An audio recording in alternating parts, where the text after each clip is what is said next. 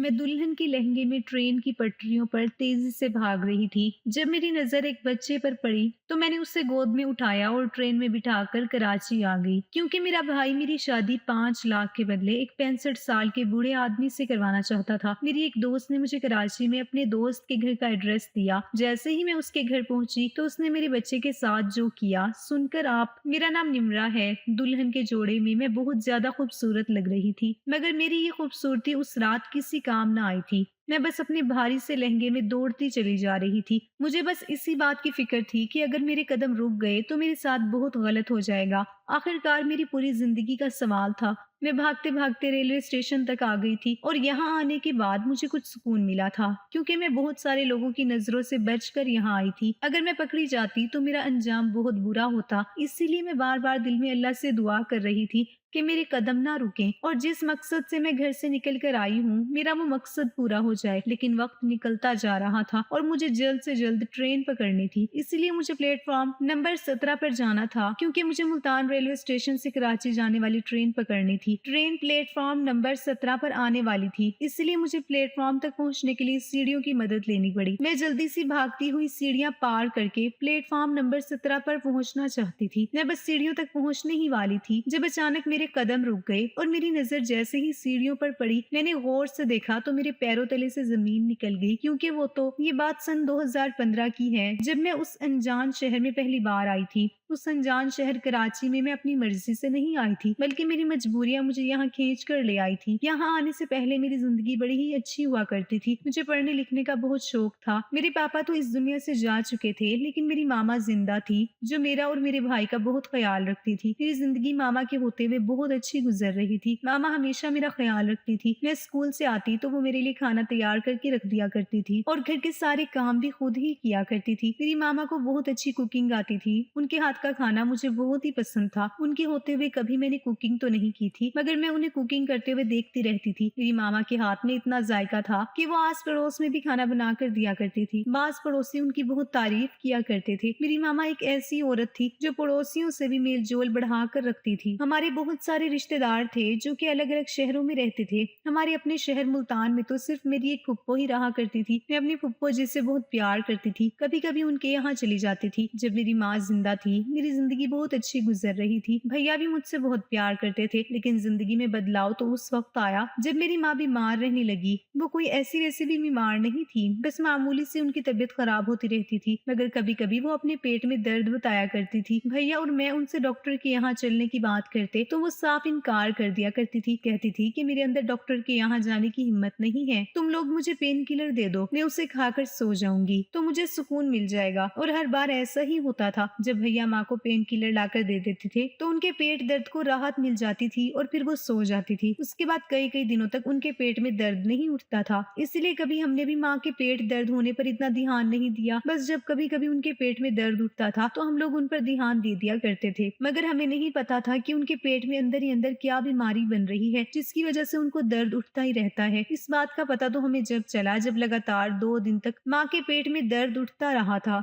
हम लोग बहुत परेशान हो गए थे। वो दर्द ऐसा था कि एक रात जब उठना शुरू हुआ तो कम होने का नाम ही नहीं ले रहा था। रात का वक्त था और माँ दर्द से बुरी तरह से तड़प रही थी। हम लोग भी उठकर बैठ गए थे और माँ से पूछ रहे थे, माँ आपको क्या हुआ है? माँ बस अपने पेट को पकड़कर यही कह रही थी कि मेरे पेट में बहुत तेज दर्द हो रहा है। भैया जल्दी से अपने बिस्तर से उठे और डॉक्टर को बुलाने के लिए चले गए थे, मगर आधी रात का वक्त था, किसी भी डॉक्टर का क्लिनिक नहीं खुला हुआ था। इसलिए भैया मजबूरन माँ को लेकर अस्पताल जाने का बंदोबस्त करने लगे। इतने में वो अपनी बाइक निकाल ही रहे थे कि माँ अचानक जोर जोर से चिल्लाने लगी और रोने लगी और अपने पेट को पकड़कर बुरी तरह से करहाने लगी। मैं भी उनको देखकर बहुत डर गई थी। शायद उन्हें बहुत तेज दर्द हो रहा था। मैं माँ को बार बार तसल्ली दे रही थी। कभी उनका पेट सुहलाती तो कभी उनके लिए गर्म पानी लेकर आती। मेरी आंखों से भी अपनी माँ की तकलीफ नहीं देखी जा रही थी। फिर माँ चीखते चीखते अचानक बेहोश हो गई। उस वक्त मेरी भी जोरदार चीख निकल गई थी। भैया और मेरे तो हाथ पैर फूलने लगे थे कि आखिर माँ बेहोश क्यों हो गई है, उनकी आवाज क्यों नहीं निकल रही। भैया ने जब माँ का जिस्म छू कर देखा तो वो कहने लगे कि घबराने की बात नहीं है, माँ की सांसें चल रही हैं, तुम रो रो कर क्यों मुझे भी डरा रही हो? डरने की बात तो थी ही, माँ का बेहोश होना कोई मामूली बात नहीं थी। और फिर ऐसे वक्त पर जब उनको बहुत ज्यादा तकलीफ हो रही थी, भैया ने जल्दी से माँ को गोद में उठाकर अपनी बाइक पर बिठाया। मैं भी माँ को पकड़कर उनके पीछे ही बैठ गई थी।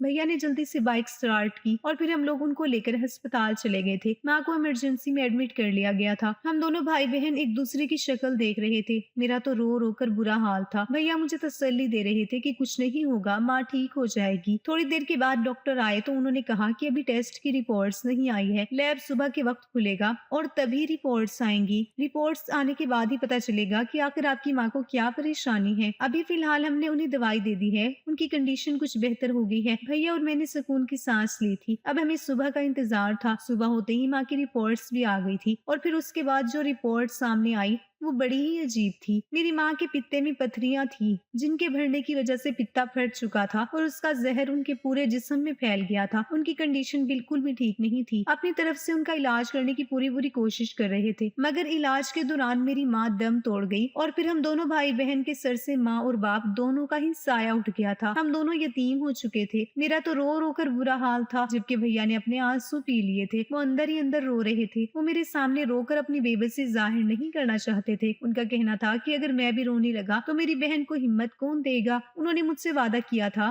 कि वो सारी जिंदगी मेरा ख्याल रखेंगे, बिल्कुल इसी तरह से जैसे माँ ने मेरा ख्याल रखा था। वो मेरी माँ भी बनकर दिखाएंगे और मेरे बाप भी। कहने को तो मैं अच्छी खासी बड़ी थी, मगर अपने माँ बाप के लिए तो हर औलाद बच्चे की तरह ही रहती है। माँ के चले जाने के बाद घर पूरी तरह से सूना हो गया था। भैया जल्द ही ऑफिस से घर आ जाते थे क्योंकि उन्हें मेरी फिक्र हुआ करती थी। मैं अब घर में अकेली रहने लगी थी। मैं सारा दिन माँ को याद करके रोती रहती थी। उनकी कमी मुझे बहुत ज्यादा परेशान करती थी, इसलिए मैं घर का कोई काम नहीं कर रही थी। कई दिनों तक मैंने अपने आप को कमरे तक ही रखा था। भाई ऑफिस से आते वक्त बाजार का खाना लेकर आ जाते थे, मगर अब ऐसा कितने दिनों तक चल सकता था। इसलिए मैंने माँ की मौत पर सब्र किया और धीरे धीरे घर के सारे काम काज करने लगी। मैं माँ के सामने घर के सारे काम किया करती थी, मगर कभी मैंने खाना नहीं बनाया था। लेकिन अब माँ के जाने के बाद तो भैया कब तक बाजार से खाना ला सकते थे। मैंने अब किचन में जाना शुरू किया और अपने हाथों से खाना भी बनाने लगी। मैं भले ही खाना बनाना नहीं जानती थी, लेकिन मैंने कई बार अपनी माँ को खाना बनाते हुए देखा था, इसलिए मैंने इसी तरीके से खाना बनाना शुरू किया। पहली बार ही जब मैंने दाल चावल, दही का रायता और मूंग दाल का हलवा बनाया तो वो बहुत मजेदार बना था। भैया ने मेरे हाथ के बने खाने की बहुत तारीफ की थी। उन्होंने कहा था कि तुमने पहली बार में ही खाना बनाया है और वो भी इतना अच्छा। मुझे तो यकीन ही नहीं आ रहा कि तुम माँ की तरह कुकिंग करने लगी हो। आज अगर माँ जिंदा होती तो बहुत खुश होती। भैया ने जितनी तारीफ की थी उस हिसाब से तो मुझे ऐसा लगता था जैसे मैं पहले भी कई बार कुकिंग कर चुकी हूँ। मैं बहुत खुश हुई थी और फिर उसके बाद से मेरे अंदर खाना बनाने की एक हिम्मत बन गई थी। अब घर में ज्यादातर खाना मैं ही बनाया करती थी। भैया को बाजार का खाना अब बिल्कुल भी अच्छा नहीं लगता था, मगर भैया मेरी ख्वाहिशों को पूरा करना नहीं भूलते थे। माँ की याद तो आती थी, लेकिन धीरे धीरे मैं और भैया एक दूसरे के साथ बहुत खुश रहते थे। फिर लोग भैया को ऐसे कहने लगे कि अब तुम्हें शादी कर लेनी चाहिए। वैसे तो मैं भी यही चाहती थी कि भैया की शादी हो जाए। मैंने भैया से कहा कि भैया, लोग ठीक कहते हैं, आपको शादी कर लेनी चाहिए। कुछ दिन गुजरने के बाद भैया ने मुझे अपनी पसंद के बारे में बता दिया था। दरअसल वो किसी लड़की को पसंद करते थे। भैया ने कहा था कि तुम उसके घर रिश्ता लेकर चली जाओ। इस तरह मैं अपनी होने वाली हाँ रिश्ता लेकर चली गई थी। मेरे भैया देखने के अच्छे थे और हमारे घर में किसी चीज की कमी भी नहीं थी, इसलिए लड़की वाले भी इस रिश्ते से फौरन ही तैयार हो गए थे। मेरी भाभी मैया बहुत खूबसूरत थी, वो पहली नजर में ही बहुत पसंद आ गई थी। भैया और टाइम से अफेयर चल रहा था और वो दोनों एक दूसरे से शादी करना चाहते थे। भैया की शादी पर मैं बहुत खुश थी। उनकी शादी खूब धूमधाम से हुई थी, मगर उस बीच हम दोनों को ही अपनी माँ बहुत याद आई थी। भाभी घर आ गई तो मैंने सोचा कि अब मुझे कुछ सुकून मिल जाएगा, क्योंकि मैं अकेली ही घर के सारे काम किया करती थी। भाभी घर के कामों में मेरा हाथ बटा दिया करेंगी और मेरा अकेलापन भी खत्म हो जाएगा। शुरू शुरू में तो कुछ दिनों तक भाभी बिल्कुल ठीक रही थी। जैसा मैंने सोचा था भाभी बिल्कुल वैसे ही थी, मगर जैसे जैसे वक्त गुजरता जा रहा था भैया ने धीरे धीरे उन्हें घर की सारी जिम्मेदारी दे दी थी। इसी हिसाब से भाभी बदलने लगी थी और फिर भाभी का दिमाग आसमान पर पहुंचने लगा था। सुमैया भाभी, जो कि पहले मेरे साथ घर के कामों में हाथ बटा दिया करती थी, लेकिन अब सारा सारा दिन वो अपने कमरे में टीवी के आगे बैठी रहती थी और हमेशा भैया के साथ कहीं ना कहीं बाहर घूमने जाती रहती थी। वो दोनों मियाँ बीवी बाहर घूमने जाते थे तो मैं उन दोनों के लिए खाना तैयार करके रख दिया करती थी, लेकिन इस तरह मेरा खाना जाया होता था। एक दिन मैंने भाभी से कहा, भाभी आप दोनों मुझे बिना बताए घर से बाहर चले जाते हो और बाहर से खाना भी खाकर आ जाते हो। इस तरह घर का खाना जाया होता है। आप लोग मुझे बताकर जाया करो कि आपको बाहर खाना खाना है। मेरी बात सुनकर भाभी को गुस्सा आ गया और वो कहने लगी कि तुम्हारा क्या मतलब है कि मैं और तुम्हारे भैया खाना जाया करते हैं। अरे जब तुम्हारा भाई खुद ही कमाता है तो खाना जाया होने की फिक्र भी उससे ही होनी चाहिए। इतने में ही भैया वहां पर आ गए। भैया पूछने लगे कि क्या बातें कर रही हो, तो भाभी ने उन्हें बढ़ा चढ़ाकर बात बताई। भाभी ने कहा, तुम्हारी बहन का मतलब है कि हम खाना जाया करते हैं। तुम मुझे बाहर घुमाने ले जाते हो और मुझे बाजार का खाना खिलाते हो, तो ये बात तुम्हारी बहन को बुरी लगती है। मैंने कहा, भाभी आप ये क्या कह रही हो? मैं तो सिर्फ आपसे कह रही हूँ कि आप मुझे बता कर जाया करो। आपने तो बात को कुछ और ही रुख दे दिया। भैया कहने लगे, ये तुम क्या कह रही हो निम्रा? हम तुम्हें कहीं भी क्यों बता कर जाया करें? तुम इतनी बड़ी हो गई हो जो इस घर में तुम्हारी मर्जी चले। भाभी कहने लगी, मैं आपसे कहती थी ना कि आपकी बहन बहुत बदतमीज है। मुझे पलट कर जवाब देती है। आज आपने खुद ही देख लिया ना, इसकी बातें कैसी हैं। भैया भाभी की बातें सुनकर तो मैंने अपने कानों को हाथ लगा लिए थे। भाभी तो भाभी, मगर भैया भी भाभी की तरह कहने लगे थे। उन्हें अपनी बहन की बात पर यकीन नहीं आ रहा था। भाभी की बातों से ऐसा लग रहा था जैसे वो काफी वक्त से भैया को मेरे खिलाफ भड़का रही हैं, क्योंकि आज उनकी बातों से मुझे इतना तो अंदाजा हो ही गया था। भाभी घर में बिल्कुल मलकाओं की तरह रहने लगी थी। घर के सारे काम मुझे ही करने पड़ते थे। जिस दिन से भाभी हमारे घर में आई थी, भैया मुझ पर किसी तरह का कोई ध्यान ही नहीं देते थे। ना उन्हें इस बात की परवाह थी कि कुछ मेरी भी जरूरतें हैं, मुझे पैसों की भी जरूरत होती है। भैया ने तो शादी के कुछ दिनों बाद से ही घर खर्च भाभी को देना शुरू कर दिया था, और फिर तब से ही हमारे घर की रूटीन बिगड़ती चली गई थी। भाभी का जो दिल करता वो वैसा ही किया करती थी। एक मैं थी जो ये सब कुछ खामोशी से सह रही थी। भैया ने भाभी को हर चीज की इजाजत दी हुई थी। घर के हर छोटे से बड़े काम तक की जिम्मेदारी मुझ पर आ गई थी। भाभी को अब किसी बात से कोई मतलब नहीं था।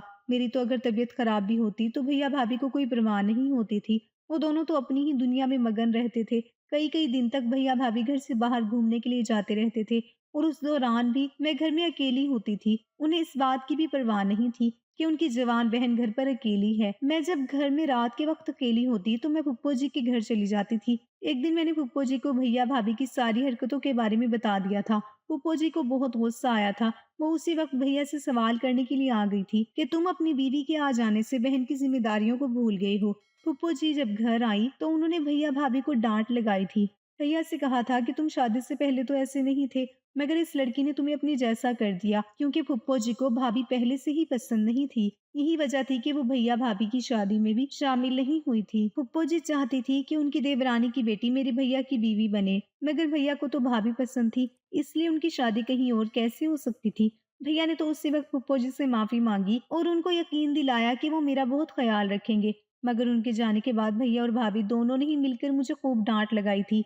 भाभी कहने लगी कि ये रिश्तेदारों के यहाँ जाकर हमारी चुगलियां करती है। तुम्हारी बहन अच्छी लड़की नहीं है, इसलिए इस पर रोक लगाया करो। मैं तो कहती हूँ कि जल्द से जल्द इसकी शादी कर दो ताकि इसकी अकल ठिकाने आ जाए। मैंने कहा, मगर मैं अपना घर छोड़कर नहीं जाऊंगी। भैया कहने लगे कि एक ना एक दिन तो तुम्हें इस घर से जाना ही है। मैंने कहा, मगर आपके निकालने से मैं यहाँ से नहीं जाऊंगी। भैया को लगा कि मैं उनसे बदतमीजी कर रही हूँ, उनके आगे जबान चला रही हूँ, इसलिए भैया कहने लगे कि मैं जल्द से जल्द तुम्हारे लिए कोई अच्छा सा रिश्ता देखता हूँ और तुम्हारी शादी कर देता हूँ। भाभी कहने लगी कि इसके लिए अच्छा रिश्ता देखने की क्या जरूरत है। अच्छे घर में जाएगी तो वहां सब लोगों को अपने इशारों पर नचा कर रखेगी। इसके लिए तो कोई ऐसा ससुराल ढूंढना जहाँ पर सबके बीच दब कर रहे, वरना हर दिन इसकी उनसे लड़ाइयाँ हुआ करेंगी। इसी तरह से जिस तरह से हम पर ये अपनी जबान चलाती है, वो लोग बार बार यहाँ शिकायतें लेकर आया करेंगे। तो क्या आप बाद में भी इसकी गलतियों पर पर्दा डालते रहोगे? आखिर कब तक आप इसको बर्दाश्त करते रहोगे? मेरा तो कहना यही है कि जल्द से जल्द इसकी शादी कर दो और इसे इस घर से निकाल दो। भैया कहने लगे कि हाँ, मैं इसके लिए कोई रिश्ता देखता हूँ। मैं बहुत परेशान हो गई थी। मैं उन लोगों की बातों से इतनी ज्यादा तंग आ गई थी कि मैं रातों को रोया करती थी। मैं अपने दिल का हाल किसको सुनाती? इसलिए मेरे पड़ोस में रहने वाली कुछ लड़कियां थी जो मेरी सहेलियां बन गई थी। उनको मैं अपने दिल का हाल सुनाती रहती थी। उन लोगों को मुझ पर बहुत तरस आता था, क्योंकि वो भी मेरी भाभी को अच्छी तरह से जान गई थी कि भाभी कितनी चालबाज थी और कितनी चालाकी से वो भैया से झूठ बोला करती थी। मेरे भैया, जिन्होंने सारी जिंदगी मेरा ख्याल रखने का मुझसे वादा किया था, वो अपनी बीवी के आ जाने के बाद ऐसे बदल गए थे जैसे कोई गिरगिट अपना रंग बदल लेता है। भाभी तो वैसे भी यही चाहती थी कि मैं किसी भी तरह से अपने घर से चली जाऊं और फिर भाभी पूरे घर पर अपना कब्जा कर ले। उन्हें मैं बोझ लगती थी और उन्हें ये सब बहुत बुरा लगता था कि मेरा भाई मेरा ख्याल रखे। तभी तो उन्होंने मेरे भाई को मुझसे अलग कर दिया था। कुछ दिन गुजरे तो भाभी ने भैया से मेरे रिश्ते की बात की थी। भाभी ने लड़की का फोटो भैया को दिखाया तो भैया ने फोटो जमीन पर फेंक दिया और कहने लगे कि मैं अपनी बहन की शादी ऐसे इंसान से नहीं करूंगा। मेरी बहन की उम्र इतनी भी नहीं है कि मैं उसकी शादी इस बूढ़े आदमी से करूं। ये सुनकर तो मेरा जिस्म कांप उठा था। भाभी मेरी शादी किसी बूढ़े आदमी से करवाना चाहती थी। मैं उन दोनों की बातें दरवाजे से खड़ी हुई सुन रही थी। जब भाभी ने भैया से कहा कि तुम्हारी बहन की शादी इस आदमी के साथ हो जाएगी तो तुम्हारा भी बहुत फायदा होगा। मैं देख रही हूँ कि काफी दिनों से आप बहुत परेशान चल रही हैं।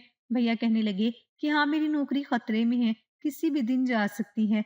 भाभी कहने लगी कि ये आदमी बड़ी बड़ी फैक्ट्रियों का मालिक है। मेरे भाई ने मुझे इसके बारे में बताया है कि इसके पास पैसे की कोई कमी नहीं है। अगर हम निम्रा की शादी इसके साथ करवा देंगे तो इससे हमसे जहेज भी कुछ नहीं चाहिए, बल्कि ये तो खामोशी से निम्रा को शादी करके अपने साथ ले जाएगा और निम्रा के साथ उसकी शादी करवाने पर वो हमें हमारी मुंह मांगी कीमत भी दे सकता है। भैया कहने लगे कि तुम्हारा क्या मतलब है।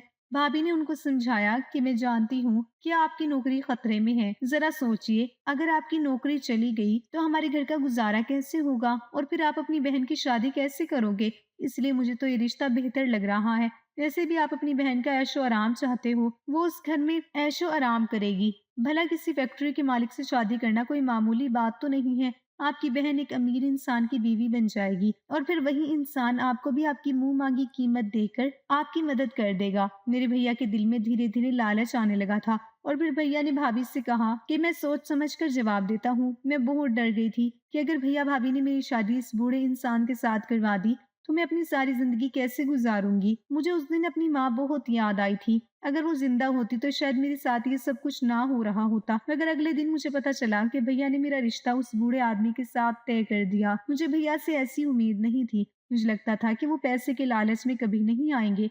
ना जाने मेरे भाई को क्या हो गया था, वो तो पूरी तरह से बदल गए थे। भाभी ने जब मुझे इस रिश्ते के बारे में बताया तो मैंने शोर मचाना शुरू कर दिया। मैंने कहा कि मैं उस बूढ़े आदमी से शादी नहीं करूंगी। आप लोगों को शर्म नहीं आती मेरी शादी ऐसे इंसान के साथ करते हुए। भाभी कहने लगी कि तुम्हारी शादी से हमें भी फायदा होगा, इसीलिए तो तुम्हारी शादी करवा रही है। ये कहकर भाभी जोर जोर से हंसने लगी। लेकिन जब भैया घर के अंदर दाखिल हुए तो मैं उनके पैरों में गिर पड़ी और मैंने कहा, भैया प्लीज मेरे साथ ऐसा मत करो। आप चाहो तो सारी जिंदगी मेरी शादी मत करवाना। मैं सारी जिंदगी इस घर के कोने में खामोशी से पड़ी रहूंगी, मगर मेरे साथ ऐसा जुल्म मत करो। भैया ने मुझसे प्यार से कहा, देखो निमरा, मैं इन दिनों बहुत परेशान हूँ। तुम्हारी अगर उस आदमी के साथ शादी हो जाएगी तो इससे मुझे बहुत फायदा होगा।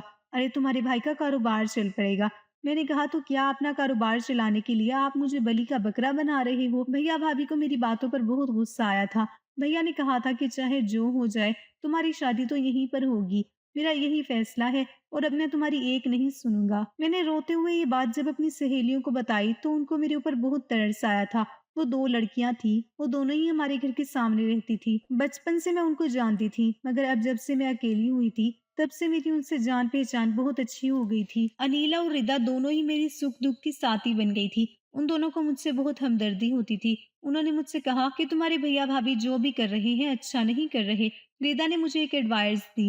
रिदा कहने लगी, तुम अपने भैया की मर्जी के मुताबिक शादी कर लो। मैंने कहा, कि तुम क्या कह रही हो, मेरा गुजारा ऐसे इंसान के साथ नहीं हो सकता। तो रिदा कहने लगी, मैं ये चाहती हूँ कि तुम शादी से कुछ देर पहले घर से भाग जाओ। अनीला और मैं उसकी बातें बड़े ध्यान से सुन रहे थे। उसने बात तो बड़े ही काम की थी, मगर मैं भागकर कहाँ जाती। अनीला ने कहा कि तुम भागकर कराची चले जाना। कराची में मेरा एक कजन रहता है, वो तुम्हें रहने की जगह भी दिलवा देगा और तुम्हारी कहीं पर नौकरी का बंदोबस्त भी करवा देगा। मैंने कहा, मैं ऐसा नहीं कर पाऊंगी। वो दोनों कहने लगे कि अगर ऐसा नहीं कर पाओगी तो तुम्हें अपने भैया भाभी की मर्जी के मुताबिक शादी करनी होगी। मैंने कहा कि मैं शादी नहीं करना चाहती, इसलिए मुझे शादी तोड़कर घर से भागने वाला रास्ता ज्यादा बेहतर लगा था। 2 दिन के बाद मेरी शादी थी। जिस अमीर आदमी के साथ मेरी शादी होने जा रही थी वो अपने गार्ड्स के साथ बारात लेकर हमारे घर पहुंच चुका था। मेरी भाभी ने मुझे दुल्हन के कपड़े कमरे में दे दिए थे। ज्यादा मेहमान भी नहीं थे, मगर मैंने अपनी शादी में रिदा और अनीला को बुलाया था। उन दोनों ने मुझे दुल्हन की तरह तैयार कर दिया, जिससे भाभी को तसल्ली हो गई कि मैं शादी करने के लिए बिल्कुल तैयार हूँ। भाभी ने कहा था कि थोड़ी देर में तुम्हें स्टेज पर बुलाया जाएगा तो आ जाना। शादी के सारे बंदोबस्त हो गए थे। अनीला और रिदा ने मुझे थोड़े से पैसे दिए और मेरा सामान भी पैक कर दिया था। उन्होंने कमरा बंद करके खिड़की से मेरे भागने का इंतजाम भी कर दिया। उन्होंने कहा, जाओ निमरा, अपनी जिंदगी अपने हिसाब से गुजारो। अगर तुम यहाँ पर रही तो तुम्हारे भैया भाभी तुम्हारे साथ ना जाने क्या क्या करते रहेंगे। अनीला ने मुझे अपनी कजिन का एड्रेस दे दिया था और मुझे बताया था कि तुम्हें कराची की ट्रेन पकड़नी है। कराची जाने के बाद तुम्हें वहाँ रेलवे स्टेशन पर मेरा कजन मिलेगा। मैंने उसको तुम्हारे बारे में सब कुछ बता दिया है। वो वहाँ पर तुम्हारा बहुत ख्याल रखेगा और ये पैसे तुम्हारे काम आएंगे। मैंने अपनी दोनों सहेलियों को गले से लगाया और कहने लगी कि तुम जैसे दोस्त अल्लाह सबको दे। उन्होंने कहा तुम जाओ वरना तुम्हारी ट्रेन मिस हो जाएगी। तुम्हारा निकलना यहाँ से बहुत जरूरी है। हम यहाँ सब कुछ संभाल लेंगे, तुम हमारी परवाह मत करना। उन दोनों ने मुझे रस्सी के सहारे खिड़की से नीचे उतार दिया था और फिर मैं दुल्हन के कपड़ों में ही वहां से भागने लगी, मगर गेट तक पहुंचकर मुझे गार्ड्स ने देख लिया था और फिर उसके बाद उसने शोर मचा दिया। उस बूढ़े आदमी के गार्ड्स मेरा पीछा करने लगे। मैं तेज तेज कदमों से भाग रही थी और बड़ी मुश्किल से छुपते छुपाते भागते भागते मैं रेलवे स्टेशन तक पहुंच आई थी। मुझे किसी भी तरह से ट्रेन में बैठना था ताकि मैं इस शहर से चली जाऊं। मुझे अपने प्लेटफॉर्म तक पहुंचना था जहां कराची जाने वाली ट्रेन आने वाली थी। मैं प्लेटफॉर्म तक पहुंचने के लिए रेलवे स्टेशन पर ही बनी सीढ़ियों का सहारा लेने लगी, जब अचानक मैंने सीढ़ियों के किनारे छोटे से कंबल में लिपटे एक मासूम से बच्चे को देखा जो सीढ़ियों से नीचे गिरने ही वाला था। मैंने झट से उसे पकड़ लिया। अभी मैं सोच ही रही थी कि आखिर ये बच्चा किसका है। मैंने इधर उधर देखा और फिर जब मैंने पीछे पलट कर देखा तो मुझे ऐसा लगा जैसे मेरा कोई पीछा कर रहा है। मैं उसको गोद में उठाकर भागते हुए ट्रेन में चढ़ गई। मैंने ना कुछ सोचा ना समझा और मैं ट्रेन के कोने में उस बच्ची को गोद में लेकर छुप गई थी। वो लोग मुझे ढूंढ रहे थे मगर उनकी नजर मुझ पर नहीं पड़ी थी। थोड़ी देर के बाद वो लोग वहां से चले गए और फिर ट्रेन भी चल पड़ी थी। ट्रेन में बैठे बैठे मैंने बच्चे का मुंह खोल कर देखा तो वो बड़ी ही खूबसूरत लड़की थी। मुझे उसे देखकर तरस आने लगा कि आखिर कौन था जो इसे ऐसे छोड़कर चला गया था। मैंने सोच लिया था कि मैं जैसे ही कराची पहुंच जाऊंगी इस बच्चे के बारे में पता लगवाऊंगी कि ये कौन है और रेलवे स्टेशन पर इसे कौन छोड़कर चला गया। अल्लाह के करम से मैं जैसे तैसे कराची के रेलवे स्टेशन तक पहुंच गई थी, मगर मेरे हाथ में ये बच्ची थी। मेरा सामान था लेकिन मैं इधर उधर घूमकर अनीला के कजन मोहित की तलाश कर रही थी। थोड़ी देर में मैं मोहित को पहचान गई थी क्योंकि उसे अनीला ने बता दिया था कि मैं उससे दुल्हन के जोड़े में मिलूंगी। वो मुझे देखकर हैरान रह गया। एक तो मैं दुल्हन के जोड़े में थी और दूसरा मेरी गोद में बच्चा था। उसने मुझसे पूछा तुम ही निम्रा हो ना? मैंने उसे बताया कि हाँ, तो उसने फौरन ही मुझे अपनी गाड़ी में बैठने का इशारा किया। गाड़ी चलाते हुए वो कहने लगा तो फिर बताओ तुम्हें कहाँ जाना है? मैंने कहा अनीला ने तो बताया था कि आप मेरे रहने का बंदोबस्त करवा दोगे। वो कहने लगा कि देखो तुम मेरे घर पर कुछ दिनों तक ही रह सकती हो, जैसे ही तुम्हारी नौकरी का बंदोबस्त हो जाए तुम चली जाना। मगर ये बच्चा कौन है? क्या तुम्हारा अपना बच्चा है? मैंने कहा नहीं, ये बच्चा मुझे रेलवे स्टेशन की सीढ़ियों पर मिला है। ये कोई छोटी सी मासूम सी बच्ची है। वो कहने लगा तुम तो खुद खतरों से खेलकर यहाँ तक पहुंची हो, तो तुम्हें इस बच्ची को यहाँ लाने की क्या जरूरत थी? मैंने कहा मुझे नहीं पता कि इस बच्ची से मेरा क्या रिश्ता है। शायद इसी के लिए तो मैं अपने घर से भागी हूँ। शायद अल्लाह मुझे इससे मिलवाना चाहता था। इस बच्ची को मैं वहाँ अकेले छोड़कर कैसे आ सकती थी? हमें इसके बारे में पुलिस को बताना चाहिए। वो कहने लगा कि नहीं नहीं, मैं इसके बारे में पुलिस को कुछ नहीं बताऊंगा। पुलिस मुझसे इसके बारे में तो पूछेगी ही। अगर तुम्हारे बारे में पूछा तो मैं क्या जवाब दूंगा? उसकी बात सुनकर मैं खामोश हो गई थी। वो मुझे अपने घर ले आया था। उसने कहा कि तुम ऐसे हो जाओ, ये मेरा घर है। मैं तुम्हारी हेल्प सिर्फ अनीला की वजह से ही कर रहा हूँ क्योंकि वो मेरी कजन होने के साथ साथ बहुत अच्छी दोस्त भी है। उसने मुझे तुम्हारे बारे में सब कुछ बता दिया। मैंने कहा आपका बहुत बहुत शुक्रिया। मैं उस बच्ची को लेकर कमरे में चली गई थी। ना जाने क्यों मुझे उस बच्चे से हमदर्दी महसूस होने लगी थी। मैं उसके बारे में सोचने लगी कि आखिर इसे वहां कौन छोड़कर गया होगा। किसी की मजबूरी रही होगी इसे वहां छोड़ने की, या फिर किसी ने जानबूझकर इसे वहां पर छोड़ा था। मैंने सोचा कि नहीं नहीं, कोई धोखे से तो ऐसा नहीं कर सकता। फिर मैंने उस बच्ची की तरफ देखा जो बहुत प्यारी थी। मुझे उस पर प्यार आ रहा था। मोहित कमरे में आया और कहने लगा कि मुझे लगता है कि तुम्हें इस बच्ची से अपना पीछा छुड़ा लेना चाहिए। मैंने कहा ये तुम कैसी बातें कर रहे हो? मैं इस बच्ची को नहीं छोड़ सकती। तुम्हें नहीं पता कि मेरे माँ बाप मुझे इस दुनिया से छोड़कर चले गए तो मेरे साथ मेरे अपनों ने क्या कुछ नहीं किया। और ये तो फिर एक लापता बच्ची है, एक ऐसी बच्ची जिसकी ना कोई पहचान है, ना इसके माँ बाप के बारे में कुछ पता है। सोचो माशरा इसके साथ क्या करेगा। आजकल लड़कियों के साथ क्या कुछ गलत नहीं हो रहा। अगर मैंने इसे ऐसे ही छोड़ दिया तो इस माशरे के कुछ ऐसे भेड़िए हैं जो इस पर गलत नजर रखेंगे और इसे नोच डालेंगे। मैं भले ही सारी जिंदगी शादी नहीं करूंगी मगर मैं इसकी माँ बनकर परवरिश करूंगी। मुझे इसके लिए जितना हो सकेगा मैं करूंगी। तुम मुझे अपने घर में जगह दे सकते हो तो दे दो, लेकिन ये बच्ची मेरे अकेलेपन की साथी है। शायद अल्लाह ने इसे मुझसे इसीलिए मिलाया कि मैं इसकी मदद करूं। मेरी बात सुनकर मोहित खामोश हो गया था। वो कहने लगा कि अच्छा ठीक है, मगर तुम अब क्या करोगी? मैंने कहा मैं कोई नौकरी तो नहीं कर सकती क्योंकि इस मासूम बच्ची को मैं किसके हवाले छोड़कर जाया करूंगी। मैं तुम्हारे आगे हाथ जोड़ती हूँ, बस तुम मुझे अपने घर में जगह दे दो। जैसे ही मुझे कोई अच्छी नौकरी मिल जाती है मैं तुम्हारा घर छोड़कर चली जाऊंगी। मैं तुम पर बोझ नहीं बनूंगी। तुमने मेरी इतनी मदद की, यही मेरे लिए बहुत है। मैं अपनी सहेलियों की तो शुक्रगुजार हूँ, साथ ही साथ तुम्हारी भी बहुत शुक्रगुजार हूँ। वो कहने लगा कि अच्छा ठीक है, तुम्हें थैंक यू बोलने की जरूरत नहीं है। तुम जितने दिन चाहे मेरे घर में रह सकती हो। वहां पर मेरी जिंदगी की नई शुरुआत हुई थी। ऐसा लगता था जैसे उस बच्ची के साथ मेरा कोई पुराना रिश्ता है। ना जाने क्यों उसके रोते हुए और तकलीफ में देखकर मेरा दिल बेचैन हो जाता था। मेरे तो सिर्फ इस दुनिया में माँ बाप नहीं थे। तभी मैं अपने आप को इतना अकेला महसूस करती थी, जबकि मैंने बड़े होकर अपने माँ बाप का साथ छोड़ा था। मगर इसने तो होश भी नहीं संभाला। तभी से ही इसके माँ बाप इससे दूर हो गए। मैंने ठान लिया था कि मैं इसकी खातिर वो सब कुछ करूंगी जितना मुझसे हो सकेगा। मैंने उसको अपने सीने से लगाया और बहुत प्यार किया। मैंने देखा था कि मोहित बाजार से लेकर खाना खाया करता था। मोहित एक अच्छा लड़का था। उसने मुझे अपने घर में रहने के लिए एक अलग से कमरा दिया हुआ था, जिस कमरे में वो मेरी मौजूदगी में कदम तक नहीं रखता था।